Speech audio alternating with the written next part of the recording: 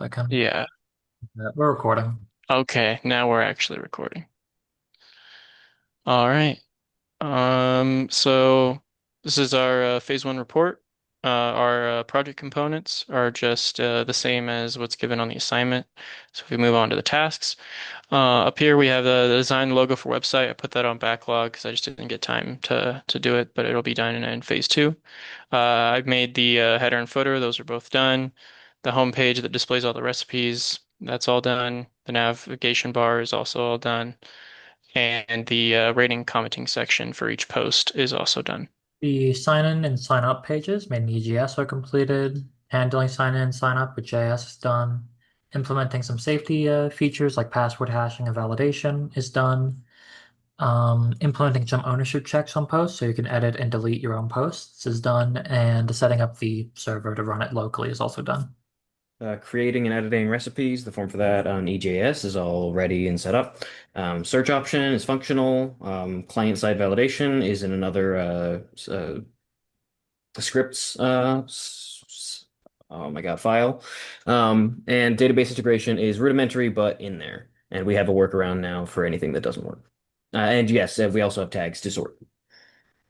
And then one of the new tasks I added was adding a dedicated page for each recipe, and that's done. Implemented some parameterized queries to mitigate SQL injection for safety. That is done for now. One of the challenges we faced was without having the database fully set up, we needed a way to test the functionality of the front end, so you could actually see what the recipes look like when they're on the page.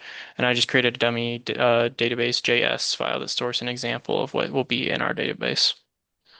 It was hard to test the parameterized queries working fully without the database, so I just created a testing environment with the most basic stuff. It works for now. And then another challenge was how to update the star rating system. So like on each post, there's a star rating, and I researched like forever trying to find a way to do it in EJS, and it was just a simple inline appending a class. Simply put, a challenge was making sure nothing broke when I added on to what already existed, and we did some trial and error and jury-rigged a little bit, and it seems to work for now. All right, moving on to the coding section. This is our index.js file. Up here, we just have our imports, Express, body parser, bcrypt for password hashing, PG for Postgres, and then these functions are imported from this helper file, which are basically just functions to help parse things into the database. Up here, we have just the app and the port, and then the directory name for now, it's localhost, but eventually it'll be a dir name file path too. We have a database connection right here, just tying it into Postgres. We have same port, standard stuff, nothing new, just connecting the databases in. And then we move on to our get recipes helper, just gets recipes. I mean, it's in the name. And then Uh, down here, this just gets the recipes to begin with so that there's a local variable to manipulate. And then our middleware for using the public folder, body parser. And these are just some example users and logged in variable so that we could test for when a user is logged in what it looks like. This is the get request for the homepage. and I updated it a bit with search and tag functionality, so we're able to filter and find recipes specifically.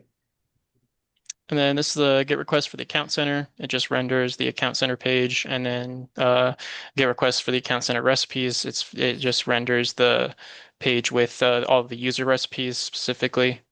And then this is just a dummy function for now. Getting this get request for the specific recipe, it just shows the recipe in an expanded form. And then we have a get request for the sign up page, which just renders the sign up page. Added some password validation, so passwords are at least 8 characters long for safety purposes. And then same thing goes for our sign in page, just renders that page.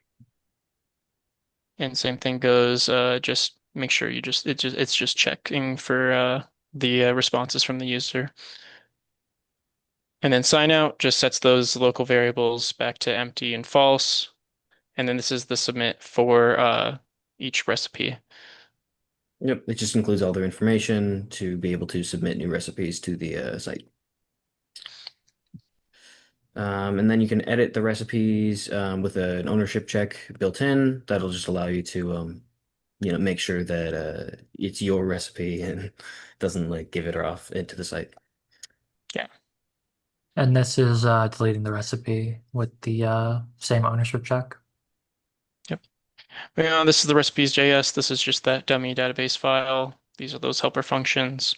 And then moving into our index.ejs, up here we have the search bar. Yep, that'll allow you to search right from the start and be able to filter things out so you can find what you want.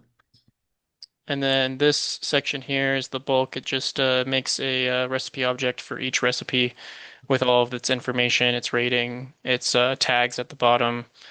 And then this will only show up if the user owns that recipe. If they submitted it, then they can edit it or delete it from the home page. And down here is just our form for submitting the recipe. This might end up on its own dedicated page. Moving on to edit recipe. Yep, so this is my file. We did this just as a form to be able to change your recipe as long as it belongs to you. That's handled in the other file. But yeah, this is how you do it.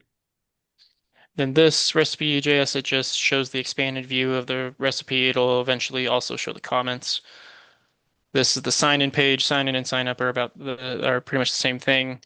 It just has different input types, and you can close it to get back to the home page. It does that for both of these.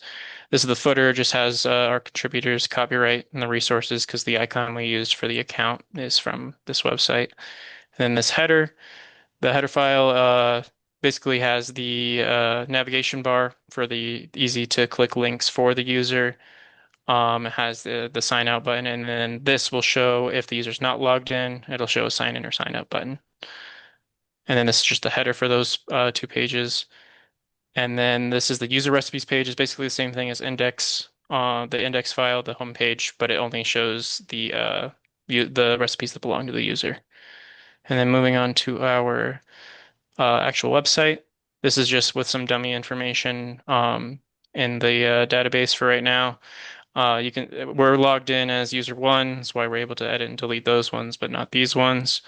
The search function works, so if we look up like dinner this way, it'll show all the tags that have dinner.